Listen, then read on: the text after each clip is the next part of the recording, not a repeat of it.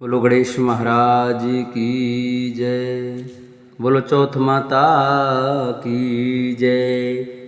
जय श्री कृष्ण दोस्तों, स्वागत है आपका मेरे यूट्यूब चैनल आर के भक्ति में।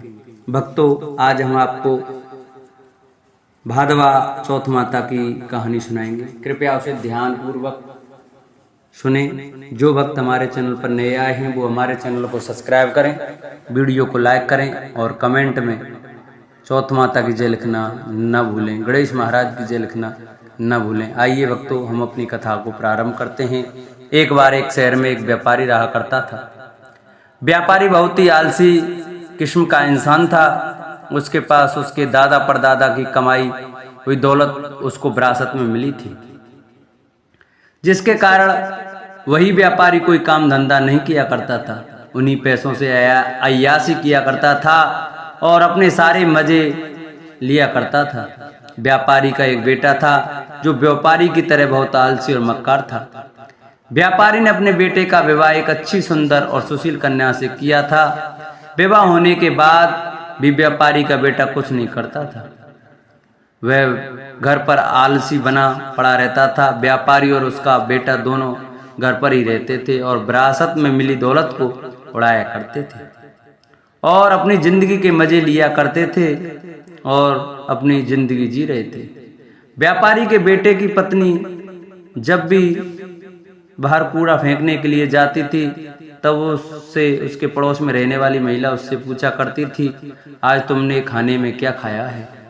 पड़ोसी महिला की बात सुनकर व्यापारी के बेटे की पत्नी उस महिला से कहती कि मैंने आज खाने में ठंडी ठंडी और बासी रोटी खाई है, और यह बोलकर अंदर आ जाती थी।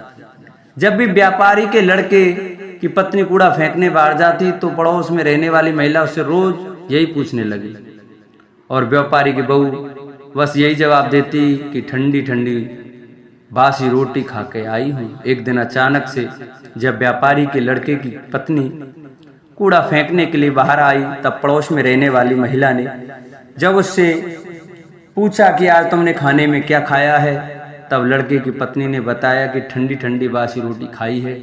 तो यह बात व्यापारी के बेटे ने सुन ली, जिसके बाद व्यापारी का बेटा अपनी माँ के पास और उससे कहने लगा कि माँ, तुम तो हम लोगों को रोज गर्म खाना खिलाती हो, लेकिन मेरी पत्नी बाहर जाकर पड़ोस में रहने वाली महिला से बोलती है कि उसने आज ठंडी और बासी रोटी खाई है। लेकिन मेरी पत्नी ऐसा क्यों बोलती है? लड़के की माँ ने कहा कि बेटा, मैं तो तुम लोगों के सामने ही गर्म खाना तुम लोगों को खिलाती हूँ, पता नहीं तुम्हारी पत्नी ऐसा क्यों सभी लोगों से बोलती है।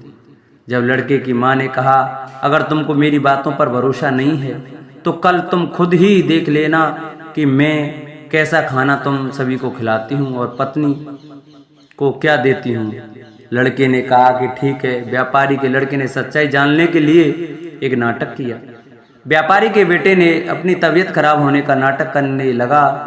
वह पलंग में जाकर चद्दर ओढ़कर लेट गया और चद्दर में से चुपचाप छुपकर सब कुछ देखने लगा। और जब लड़के की माँ ने सभी को खाना परोसा तब उसने देखा कि माँ ने तो गर्म खाना ही मेरी पत्नी को खिलाया है। मेरी माँ तो एकदम सत्य बोल रही है। जैसे ही उसकी पत्नी खाना खा कर उठी तो वह लड़का अपनी पत्नी के पीछे पीछे गया और उसने देखा कि जब उसकी पत्नी कूड़ा फेंकने के लिए बाहर गई है तब पड़ोस में रहने वाली महिला ने उससे एक बार फिर से वही पूछा कि आज तुमने खाने में क्या खाया है। जिसके बाद उसकी पत्नी ने एक बार फिर से उस पड़ोसी महिला को वही बताया जो हर बार बताती आई थी कि आज मैंने ठंडी और बासी रोटी खाई है। अपनी पत्नी की यह करतूत देखकर उसने अपनी पत्नी से कहा कि मेरी माँ तो तुम्हें रोज गर्म खाना खिलाती है, तो तुम पड़ोसी को क्यों बोलती हो कि तुम ठंडा और बासी खाना खाती हो। लड़के की पत्नी बहुत बुद्धिमान और चालाक थी। उसने अपने पति को समझाया कि ना तो आप बाहर जाकर पैसे कमाते हो और ना ही आपके पिताजी बाहर जाकर पैसे कमाते हैं। यह तो आपके पिताजी को विरासत में मिले धन की रोटी हैं। अगर आप लोग अभी भी नहीं समझेंगे तो एक दिन सारा धन खत्म हो जाएगा और घर में खाने के लिए रोटी तक नहीं मिलेगी।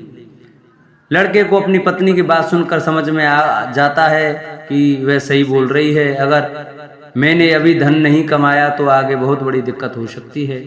जिसके बाद लड़के ने यह तय कर लिया कि अब वह पैसा कमाएगा, जिसके लिए व्यापारी के बेटे ने यह तय किया कि वह विदेश जाएगा और विदेश में बहुत सारा धन कमाएगा।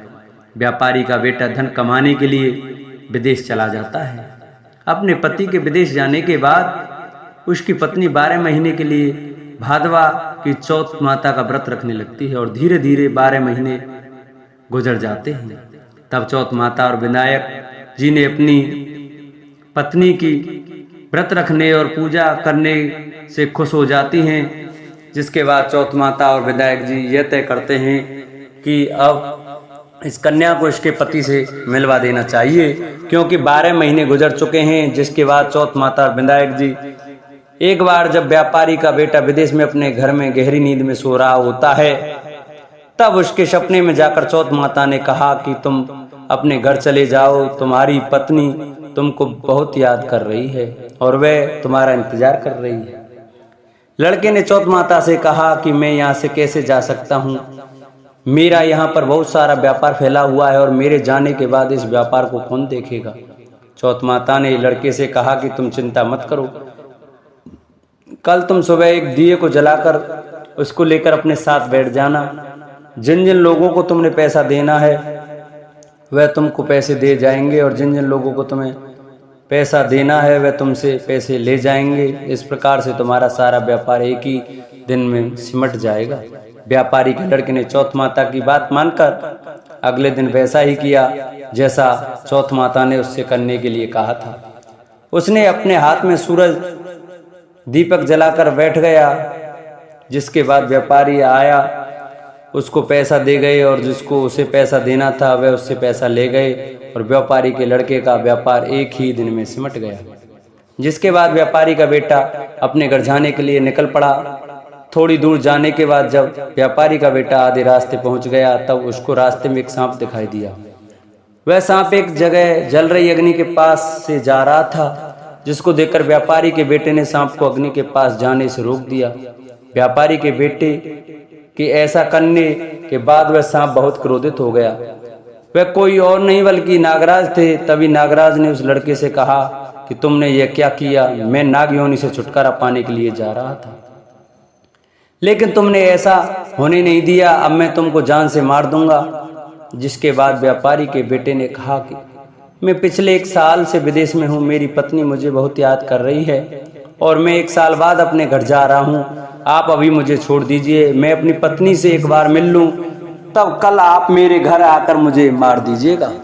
जिसके बाद नागराज ने व्यापारी के बेटे को जाने दिया और थोड़ी ही देर में अपने घर पहुंच गया। लेकिन व्यापारी का बेटा बहुत डरा हुआ था। तभी उसकी पत्नी ने पूछा कि आप इतने भयभीत क्यों हैं?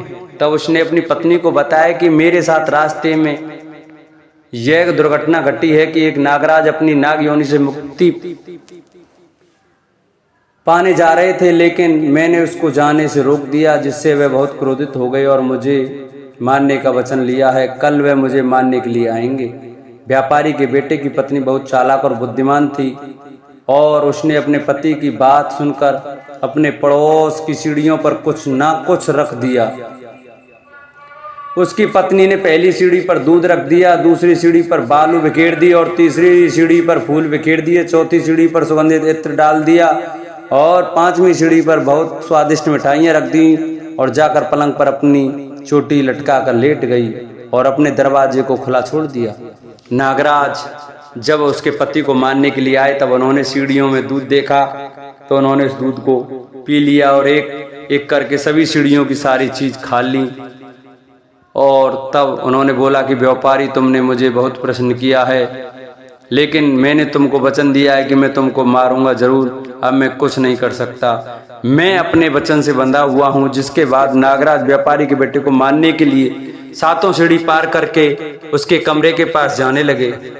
तो वहां पर चौथ माता और विनायक जी ने आकर उस नागराज को अपनी तलवार से काट काट कर चारों तरफ फेंक देते हैं और जिसके बाद नागराज का एक हिस्सा लड़के के जूते में चला गया। नागराज ने कहा, मैं यहीं छुपा रहूंगा और कल जब सुबह वह व्यापारी जूता पहनेगा तब मैं उसको काट लूँगा। लेकिन तभी अचानक से वहाँ पर बहुत सारी चींटियाँ आ गईं और उन्होंने नागराज को देखा कि जूते के अंदर हैं। तब चींटियों ने कहा कि इसकी पत्नी तो हमको रोज कुछ ना कुछ खाने को देती थी, आज हम लोग इसके पति की जान बचाते हैं। चींटियों ने नागराज को खा लिया। चींटियों के खाने के बाद चारों तरफ खून ही खून फैल गया। जैसे ही सुबह हुई तब लड़के की माँ उसके कमरे में आई और लड़के की माँ ने कमरे से खून निकलता देख वह बहुत डर गई और उसने सोचा कि मेरे बेटे और मेरी बहू को किसी ने जान से मार दिया है। वह जोर जोर से चिल्लाने लगी। अपनी माँ की आवाज़ सुनकर व्यापारी का लड़का और उसकी पत्नी तुरंत कमरे से बाहर निकल आए। तभी लड़के की माँ अपने बेटे और अपने बहू को जिंदा देखकर बहुत खुश हो गई। लड़के ने अपनी माँ से कहा कि माँ तुम रो क्यों रही हो, आज तो खुशी का दिन है क्योंकि आज मेरा दुश्मन मर गया। लेकिन मेरे जाने के बाद मेरी लंबी आयु के लिए किसने पूजा की थी और किसने व्रत रखा था। तब लड़के की माँ ने कहा कि बेटा मैंने तो कोई व्रत नहीं रखा था। तब लड़के ने अपनी पत्नी से पूछा कि तुमने व्रत रखा था। तब उसकी पत्नी ने कहा कि हाँ जी, मैंने आपके जाने के बाद 12 महीने तक चौथ माता की पूजा की थी और उनका व्रत रखा था, उन्हीं ने आपकी जान बचाई है। तभी लड़के की माँ ने लड़के से कहा कि मैं तो तुम्हारी पत्नी को रोज खाना देने जाती थी, तब इसने 12 महीने व्रत कैसे रख लिया। तुम्हारी पत्नी झूठ बोल रही है, मैं रोज उसको खाने के लिए 4 रोटी देती थी, तो ये मैं कैसे मान लूं कि तुम्हारी पत्नी ने व्रत रखा था। तब लड़के की पत्नी ने बताया कि माँ जी, मैं एक रोटी गाय माता को खिलाती थी और एक रोटी जमीन में गाड़ देती थी और एक रोटी मैतरानी को देती थी और बची हुई एक रोटी रात में चंद्रमा को अर्घ देकर खाती थी। लेकिन तभी लड़के की माँ ने कहा मैं तेरी बातों का विश्वास कैसे मान लूं। जिसके बाद लड़के की पत्नी ने कहा कि माँ जी आप गाय माता से पूछ लो। जैसे ही गाय माता से पूछा कि यह बात सत्य है तो गाय माता जोर जोर से हंसने लगी और उनके मुंह से पलाश के फूल गिरने लगे, जिससे यह बात सत्य साबित हुई। और फिर पत्नी ने जमीन खोद कर देखा तो रोटी की जगह सोने की रोटी थी और यह बात भी सच साबित हुई। फिर लड़के की पत्नी ने मेहतरानी से पूछा, उन्होंने हाँ कर दिया, यह बात भी साबित हो गई। और तभी लड़के की माँ ने मान लिया कि मेरी बहू ने चौथ माता और विनायक जी की पूजा की थी। लड़के ने अपनी पत्नी को धन्यवाद दिया और सभी लोगों मिलजुल कर हंसी खुशी रहने लगे।